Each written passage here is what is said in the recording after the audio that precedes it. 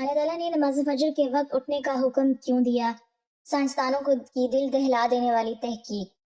یہودی سائنسدانوں نے تحقیق کی کہ آخر مسلمانوں کے نبی حضرت محمد صلی اللہ علیہ وسلم نے نماز فجر کے وقت اٹھنے کا حکم کیوں دیا۔ جب تحقیق کی تو ان کے رونگٹے کھڑے ہو گئے، کیونکہ بسم اللہ الرحمن الرحیم اللہ کے حکام کو بجا لانے اور ممنوعات سے اجتناب برتنے کا نام بندگی و عبادت ہے۔ اسلام کے نزدیک عبادت کا مفہوم نہایت وسیع ہے۔ اسلام کا مطالبہ ہے کہ انسان کی پوری زندگی عبادت سے عبارت ہو، وہ اس طرح زندگی بسر کرے کہ اس کا ہر کام عبادت میں شمار ہو، اور اس کا واحد طریقہ یہی ہے کہ وہ اللہ کے بتائے ہوئے طریقے کے مطابق زندگی گزارے، ہر بات میں حکم الہی کو پیش نظر رکھے۔ اسلام اس بڑی عبادت کے لیے انسان کو جن ذرائع سے تیار اور اس کی تربیت کرتا ہے، اور عام میں انہیں عبادت کہا جاتا ہے، لیکن دراصل یہ تمرینات عبادت ہیں۔ انہیں ارکان اسلام بھی اسی وجہ سے کہا جاتا ہے کہ اسلام کی عمارت انہی ستونوں پر قائم ہے۔ ارکان اسلام میں نماز سر فہرست اور پہلے نمبر پر ہے، اور ان تمام عبادات میں نماز کو جو اہمیت و فضیلت حاصل ہے وہ کسی بھی صاحب ایمان اہل نظر سے پوشیدہ نہیں۔ نماز کی اہمیت کا اندازہ اس بات سے لگائیں کہ قرآن کریم کے ہر پیغام میں صلاۃ یعنی نماز کا لفظ حرف جلی میں موجود ہے۔ ایمان کے بعد سب سے اہم رکن جس کا مطالبہ اہل اسلام سے کیا گیا ہے وہ نماز ہی ہے۔ نماز مسلمانوں کی دینی پہچان اور امتیاز نشان ہے۔ یہی وجہ ہے قرآن و حدیث میں اس کی ادائیگی پر بہت زیادہ زور اور ترک پر وعید موجود ہے۔ بفرمان نبی صلی اللہ علیہ وسلم نماز کی دین میں وہی اہمیت ہے جو انسانی جسم میں سر کی ہے۔ مومن اور کافر کے درمیان امتیاز کرنے والی چیز نماز ہے، لہٰذا جس نے اسے چھوڑا اس نے کفر کیا۔ اس وعید سے اندازہ لگایا جا سکتا ہے کہ اسلام میں نماز کی اہمیت کیا ہے۔ جو چیز جس قدر اہم اور ضروری ہوتی ہے اس کی بجا آوری پر اجر و ثواب بھی اسی قدر زیادہ ملتا ہے۔ چنانچہ نماز کا ثواب بھی اس قدر ہے کہ انسان اس کا تصور نہیں کر سکتا، لیکن 5 وقتہ نمازوں میں فجر کی نماز کی اہمیت و فضیلت سب سے نمایاں ہے، اور اس کی ادائیگی پر اجر و ثواب بھی دیگر 4 نمازوں سے زیادہ ہے۔ اس کی وجہ یہ ہے کہ فجر کے وقت دنیا نیند کی آغوش میں محو استراحت ہوتی ہے اور خواب خرگوش کے مزے لے رہی ہوتی ہے۔ لوگوں پر غفلت اور سستی کی چادر تنی ہوئی ہوتی ہے۔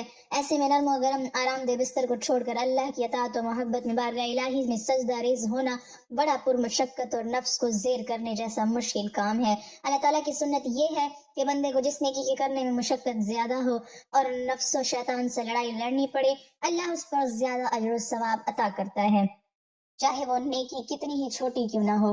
قرآن و حدیث سے بھی نماز فجر کی قرات و تلاوت قرآن کی اہمیت اجاگر ہوتی ہے، جس سے فجر کے وقت اور نماز فجر کی اہمیت کا پتہ چلتا ہے۔ سورہ بنی اسرائیل میں فرمایا، فجر کا قرآن بے شک فجر کی نماز میں پڑھا جانے والا قرآن محسوس و مشہود ہو کر سامنے آ جاتا ہے۔ یعنی اگر فجر کی نماز میں پڑھا جانے والا قرآن اگر سمجھ کر بغور پڑھا یا سنا جائے تو وقت فجر کے تمام انوار و تجلیات اور قرآنی فیوز و برکات متشکل ہو کر اللہ کے وجود اور اس کی وحدانیت کی گواہی دیتے محسوس ہوتے ہیں۔ احادیث نبوی سے بھی نماز کی اہمیت و فضیلت و نورانیت کا پتہ چلتا ہے۔ آپ صلی اللہ علیہ وسلم نے فرمایا کہ فجر کی 2 رکعات سنتیں دنیا اور دنیا کی ہر چیز سے افضل ہیں۔ قرآن و حدیث اور اسلامی لٹریچر میں دنیا سے مراد مشرق و مغرب، شمال و جنوب کا کرۂ ارض نہیں، بلکہ دنیا سے مراد یہ کائنات اور اس کی تمام تر نعمتیں، خزانے، دولت و ثروت اور حکومت و ستوت مراد ہے۔ سوچیے جب فجر کی 2 رکعت سنتوں کی یہ فضیلت ہے کہ پوری دنیا کی نعمتیں اور خزانے اس کے سامنے ماند اور ہیچ ہیں، تو پھر فجر کے فرض کا کیا عالم ہوگا۔ صحیح مسلم کی روایت میں ہے کہ رسول اللہ صلی اللہ علیہ وسلم نے فرمایا، جو شخص فجر کی نماز پڑھ لیتا ہے وہ اللہ کے ذمے میں آ جاتا ہے۔ یعنی جو شخص نماز فجر کا فریضہ ادا کر لیتا ہے وہ اللہ کی حفاظت میں آ جاتا ہے اور اسے کوئی بھی نقصان نہیں پہنچا سکتا۔ بخاری و مسلم ہی کی ایک روایت میں ہے کہ جس نے 2 ٹھنڈے وقت کی نماز فجر اور عصر ادا کر لی وہ جنت میں داخل ہوگا۔ یعنی آپ صلی اللہ علیہ وسلم نے فجر و عصر ادا کر لینے والے کو جنت کی بشارت سنائی۔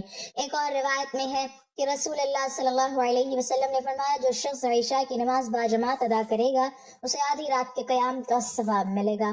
جو عشاء و فجر کی نمازیں باجماعت ادا کرے گا اس کے لیے پوری رات کے قیام کا ثواب ہوگا۔ نماز فجر کی ادائیگی ہماری سستی و غفلت اور کاہلی و کوتاہی انتہا کو پہنچی ہوئی ہے۔ کوئی بھی موسم ہو، بقیہ 4 نمازوں کے مقابلے میں فجر میں نمازی بہت کم تعداد میں ہوتے ہیں۔ یہی حال گھروں میں خواتین کی نماز فجر کا ہے۔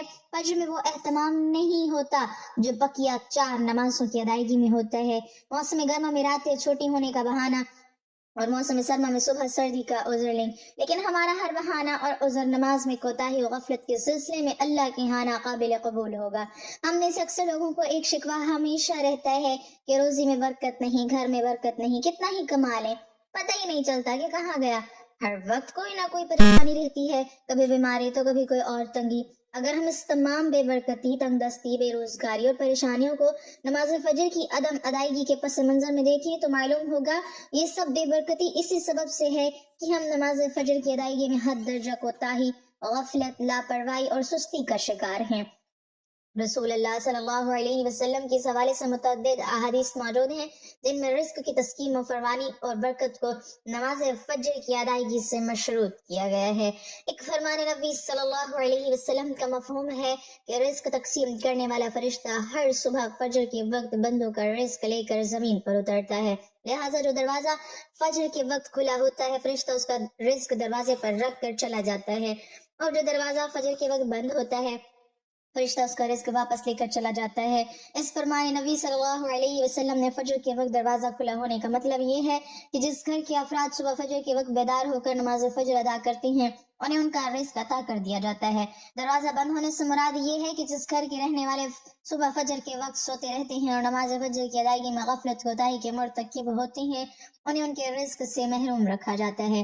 ہم میں سے اکثر نماز فجر خصوصاً اور دیگر نمازوں کو عموماً چھوڑ کر اپنے گھروں میں خیر و برکت کے لیے قرآن خوانی، میلاد کی محافل کے انعقاد، لوح قرآن کے تعویذ آویزہ کرنے جیسے نیک کاموں کی طرف متوجہ ہوتے ہیں۔ اس سے تو انکار نہیں کہ بلا شبہ ان تمام کارائے خیر میں برکت کا عنصر موجود ہوتا ہے، لیکن قرآن خوانی، محفل میلاد، لوح قرآن کے نقش گھر میں آویزہ کرنے سے خیر و برکت کا ہونا نماز کی ادائیگی سے مشروط ہے۔ ہر خیر و برکت کے سوتے نماز سے پھوٹتے ہیں۔ اللہ کی تمام نعمتوں، برکتوں اور رزق کے دریا نماز کی ادائیگی سے ہی بہتے ہیں۔ اس کے ساتھ ہی یہ امر بھی اہم ہے کہ فجر کے علاوہ بقیہ 4 نمازوں میں بھی خیر و برکت نماز فجر کی ادائیگی ہی سے مشروط ہے، اس لیے کہ خیر و برکت کا آغاز نماز فجر کی ادائیگی ہی سے ہوتا ہے۔ یاد رکھیے نماز فجر کی کوتاہی اور غفلت اور نماز نہ پڑھنا گھر کی نحوست کی علامت کا آغاز ہے۔ رسول اللہ صلی اللہ علیہ وسلم نے ایسے مسلمان کو خبیث اور منافق قرار دیا۔ آپ صلی اللہ علیہ وسلم نے فرمایا کہ ایسے شخص کو میرا دل چاہتا ہے آگ لگا کر جلا دو۔ ناظرین، کبھی آپ کے ذہن میں یہ سوال آیا ہے کہ اللہ نے ہمیں فجر کے وقت جاگنے کا حکم کیوں دیا ہے؟ کیا فجر کا وقت صرف نماز پڑھنے کا وقت ہوتا ہے؟ کیا اس وقت کے پیچھے ایک راز پوشیدہ ہے؟ وہ راز کیا ہے؟ اس راز کو جاننے سے پہلے ضروری ہے کہ ہم نماز کے بارے میں جانیں جو ہم پر دن میں 5 مرتبہ پڑھنا فرض کی گئی ہے، اور یہ 5 نمازیں کس طرح فرض ہوئیں۔ اس کے پیچھے بھی ایک شاندار وجہ ہے جس وجہ کا مظاہرہ سفر معراج میں اس وقت ہوا جب حضرت محمد صلی اللہ علیہ وسلم اللہ سے ملاقات کے لیے وقت کے انتہائی مختصر حصے میں 7ویں آسمان سے بھی آگے تشریف لے گئے تھے۔ اس رات اللہ تعالیٰ نے ایک خاص پس منظر میں اپنے حبیب رحمت دو عالم صلی اللہ علیہ وسلم کو آسمان پر بلایا اور اپنے خصوصی انعامات سے نوازا۔ اس مبارک سفر میں اللہ تعالیٰ نے اپنے قرب خاص سے نوازا، انبیاء کرام سے ملاقاتیں کروائی، جنت و جہنم کا مشاہدہ کروایا اور نیکیوں کے اجر و ثواب اور بروں کے انجام و عذاب کا نظارہ کروایا۔ اس عظیم سفر میں بہت سے انعامات سے نوازا گیا جن میں ایک خاص انعام امت کے لیے نماز کا تحفہ بھی ہے، اور قیامت تک کے لیے انسانوں کو اپنے معبود اور خالق سے قریب تر کرنے کا عظیم تحفہ اور عبادت یعنی نماز اسی سفر میں ادا کی گئی۔ معراج کی رات جب آپ صلی اللہ علیہ وسلم کو 50 نمازوں کا حکم دیا تو حضرت موسیٰ علیہ السلام کے کہنے پر آپ نے اللہ سے 50 نمازوں میں نرمی کی درخواست کی، اور ایسا کئی بار ہوا، یہاں تک کہ اللہ نے امت محمدیہ کے لیے دن میں 5 نمازوں کا حکم دیا، جس کے بعد بھی پھر حضرت موسیٰ علیہ السلام نے آپ صلی اللہ علیہ وسلم کو 5 نمازوں میں کمی کے لیے اللہ کے پاس ایک بار پھر جانے کی صلاح دی، لیکن تب آپ صلی اللہ علیہ وسلم نے فرمایا کہ میں نے اپنے رب سے کئی مرتبہ درخواست کر لی ہے، یہاں تک کہ اب آپ مجھے حیا آ گئی ہے اور اب میں راضی ہوں اور اس حکم کو ہر طرح سے تسلیم کرتا ہوں۔ ہر نماز پڑھنا ضروری ہے، اور یقیناً آپ کے لیے بھی نمازوں میں سب سے زیادہ مشکل نماز فجر کی نماز ہوگی، جس میں نیند کا غلبہ اتنا ہوتا ہے کہ انسان مشکل سے اٹھ پاتا ہے، لیکن ان کے اس خاص حصے میں جو راز پوشیدہ ہے اسے جب آپ جانو گے تو یقین کریں کہ آپ فجر کی نماز کبھی نہیں چھوڑنا چاہیں گے۔ دنیا میں کئی ایسے لوگ ہیں جنہیں سلیپ ڈس آرڈر یا بے خوابی کی شکایت ہوتی ہے، جس میں وہ ساری رات سو نہیں پاتے۔ یعنی انہیں نیند نہ آنے کی بیماری ہوتی ہے اور پورا دن کام کاج کر کے جب رات کو بھی سو نہیں سکتے تب کئی طرح کی ذہنی اور جسمانی بیماریاں جنم لیتی ہیں، اور اس سلیپ ڈس آرڈر کا شکار آج ہر دوسرا تیسرا انسان ہو رہا ہے، جس کی بڑی وجہ اللہ کے احکامات کو پیچھے چھوڑ کر دنیا کی رنگینیوں کے پیچھے بھاگنا ہے۔